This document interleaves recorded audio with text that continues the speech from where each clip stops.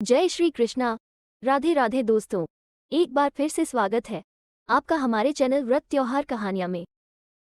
भीष्म गीता में अर्जुन को भगवान भीष्म पितामह बाणों के सैया पर पड़े रहकर कहते हैं, अरे अर्जुन, 4 तरह का भोजन बेकार होता है। पहला, जिस भोजन की थाली को ठोकर लग गई वो नाली में पड़े हुए कीचड़ के बराबर होता है। दूसरे नंबर का भोजन, जिस भोजन की थाली को कोई लांग कर चले गया वो भोजन कृष्णा के बराबर होता है, गंदगी के बराबर। तीसरे नंबर का भोजन, जिस भोजन की थाली में बाल पड़ा हो, केश पड़ा हो, वो दरिद्रता देने वाला होता है। और चौथे नंबर का भोजन अर्जुन, अगर पति और पत्नी अगर एक ही थाली में भोजन कर रहे हैं तो वो मदिरा के तुल्य होता है। यदि पति और पत्नी एक ही थाली के अंदर बैठकर भोजन कर रहे हैं तो वो मदिरा के तुल्य है। भीष्म गीता कहती है, अर्जुन, पति के जीवने के बाद अगर पत्नी उसी थाली में भोजन करती है तो चारों धाम के प्रसाद से बड़ा महाप्रसाद बन जाता है। और यदि पति और पत्नी का नियम है कि हम दोनों तो साथ ही भोजन करते हैं तो हाथ जोड़कर निवेदन है, साथ भोजन करो, मना नहीं है, 2 थाली अलग अलग लगाओ। पर पति के साथ बैठकर एक थाली में खाना रोज प्रतिदिन मदिरा को निगलने के बराबर है। मदिरा को कई लोग कहते हैं एक ही थाली में भोजन करो तो प्रेम बढ़ता है, प्रेम बढ़ता है। शिव महापुराण की कथा कहती है, पति और पत्नी अगर एक ही थाली में भोजन करते हैं, एक ही थाली में अगर पति और पत्नी भोजन करते हैं तो उस घर की दशा देखिएगा। उस घर के बच्चे कभी भी विद्या में उत्तम नहीं निकल सकते, उस घर के बच्चे कभी भी सत्मार्गी नहीं निकल सकते, मार्ग से विचलित ही निकले, क्योंकि मदिरा के नशे में पैदा हुए। तो सुन अर्जुन, सुन, यदि बेटी कुंवारी है और बाप के साथ में बैठकर भोजन करती है तो उस बाप की कभी अकाल मौत नहीं होती है, क्योंकि बेटी बाप के काल का हरण कर लेती है।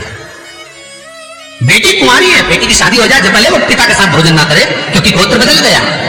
पर बेटी जब तक कुंवारी है, बाप के साथ बैठकर भोजन करेगी तो बाप के काल को हरण कर लेती है। ये उसी तरह जैसे एक गाय ब्याह गई हो और एक गाय कुंवारी हो। महाराज, ब्याही हुई गाय का गोबर से लीपने से ज्यादा फलदायी होता है कुंवारी गाय का गोबर से लीपना,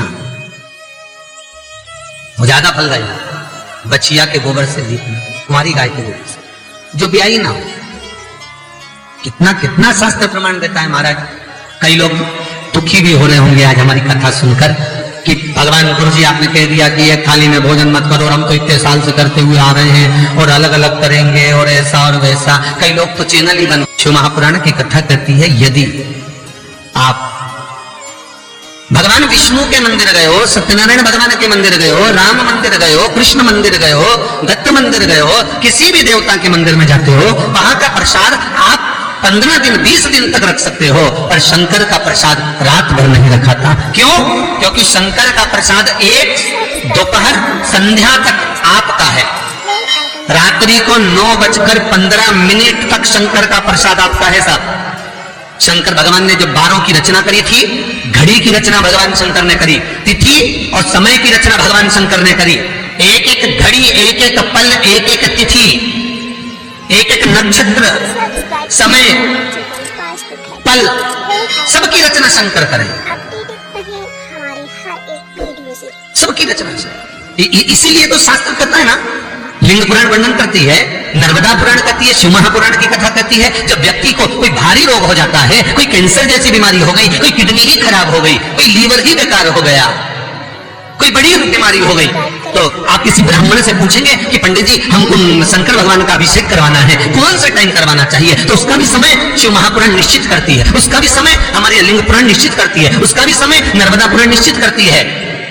तो कुमार खंड के अंदर शिव महापुराण के वर्णन करा गया कि 9:15 रात्रि को कोई बीमार व्यक्ति का यदि उसके हाथ से अभिषेक प्रारंभ कराया जाए, या उसके ही कुल का, उसके ही गोत्र का व्यक्ति शंकर का अभिषेक करता है और शंकर के नाम का स्मरण करता है, तो वो अभिषेक तो करे, साथ में जो मनोरथी है, यजमान है, वो महामृत्युंजय मंत्र का जाप करे, तो कहते हैं रोग समाप्ति की ओर आना प्रारंभ हो जाता है।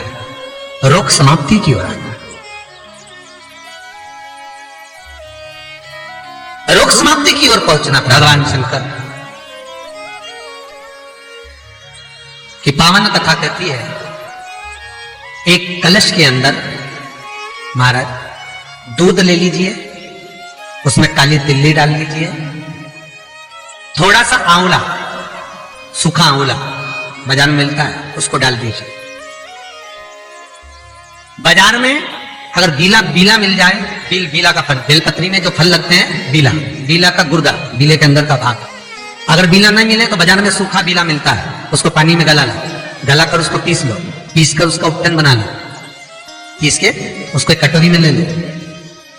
उस उपटन को, जल के पात्र को, जो व्यक्ति घर में बीमार रहता हो या जिसको बुखार ज्यादा चढ़ रहा हो, उतर नहीं रहा हो, निमोनिया जैसी बीमारी हो, बड़ी से बड़ी बीमारी भी अगर आपको घेरी हुई है, तो आप अपने हृदय चित्त से स्पर्श कराकर, कोई पलंग पर खड़ा हो तो उसका हाथ का स्पर्श करा, जो स्वस्थ है उसके ऊपर से उतार कर भगवान शंकर को ले जाकर वो बीले का उपटन शिवलिंग पर लगा दे, और जो जल है वो शंकर जी को समर्पित करें।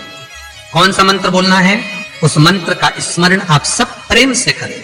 ओम, जितने टीवी के सामने बैठे सब बोलिए, ओम जूम, जामे ऊ की मात्रा अम की बिंदी, जूम, सहा, सा दोहा की बिंदी, सहा, ओम जूम सहा, ओम जूम सहा। इस मंत्र का जाप करते हुए जो दूध चढ़ा देता है उपटन लगाकर, उसकी बीमारी, उसका रोग समाप्त हो जाता है। बहुत ध्यान देना, उसी चढ़ाए हुए जल को, दूध को, उस उपटन के भाग को थोड़ा सा ले आइए। जिस बच्चे को निमोनिया की बीमारी है, जिसका बुखार नहीं उतर रहा हो, उसके मस्तक पर लेपन कर दीजिए, हृदय चित्त पर लगा दीजिए महाराज। उसके बाद में उस बच्चे को वस्त्र से, गीले वस्त्र से पोंछ दीजिए, उस वस्त्र को झटकार दीजिए, बच्चे का बुखार 10 मिनट के अंदर उतर जाएगा। ये कभी भी कर सकते हो, ऐसा कोई दिन निश्चित नहीं है, कोई तिथि निश्चित नहीं है। जब बुखार आए, जब स्वास्थ्य ज्यादा गड़बड़ हो जाए, तब करिए। मंत्र का जाप करते हुए ओम हूम ओम जूम सहा, इस मंत्र का बस स्मरण करना है। ओम जूम सहा मंत्र का स्मरण करिए और शिव की आराधना करिए। ये वो औषधि है जो सती माता ने भगवान शंकर से विवाह के प्रथम में प्राप्त करी है। यदि कहीं से 5 मुखी रुद्राक्ष मिल जाए और 5 मुखी रुद्राक्ष को तांबे के कलश में जल भरकर उसमें डाल दो, किसी चम्मच से उस रुद्राक्ष को निकाल लो आधे घंटे डालने के बाद, महाराज शमी का एक पत्ता, शमी पत्र, और शमी का एक पत्ता ले जाकर, शमी पत्र को ले जाकर शिवलिंग पर रखकर 5 मुखी रुद्राक्ष का जल अपनी कामना कर कर, अपनी मन की कामना कर कर, सोमवार के दिन जो व्यक्ति समर्पित कर देता है, उसकी मनोकामना भोलेनाथ 3 महीने में पूरी कर देते हैं। शमी पत्र समर्पित कर कर 5 मुखी रुद्राक्ष का जल, मनोकामना। और एक बहुत सुंदर बात वर्णन करूंगा। रुद्राक्ष को सिद्ध करने का तरीका है शंकर के शिवलिंग पर रखकर उसका अभिषेक करना और फिर उसको धारण करना। कई लोग पूछते हैं रुद्राक्ष पहनने का तरीका क्या है? शिव को समर्पित कर कर मंत्र का जाप, आपको मंत्र बताएं, उसका स्मरण कर कर फिर अभिषेक पूजन कर कर फिर धारण। एक छेदित रुद्राक्ष होता है जिसमें छेद होता है या छेद करा जाता है, एक बिना छेद का रुद्राक्ष होता है जिसमें छेद नहीं होता। जिस रुद्राक्ष में छेद नहीं होता वो कार्य में सिद्धि अधिक देता है, सिद्धता प्रदान करता है, वो खंडित नहीं कहलाता। बड़ा रुद्राक्ष उसमें छेद करा जाता है तो वो खंडिता का भाव आ जाता है, पर जिस रुद्राक्ष में छेद नहीं होता वो पावर ज्यादा देता है, प्रबलता ज्यादा देता है, सुख ज्यादा। श्री शिवाय नमस्तुभ्यं, श्री शिवाय नमस्तुभ्यं, श्री शिवाय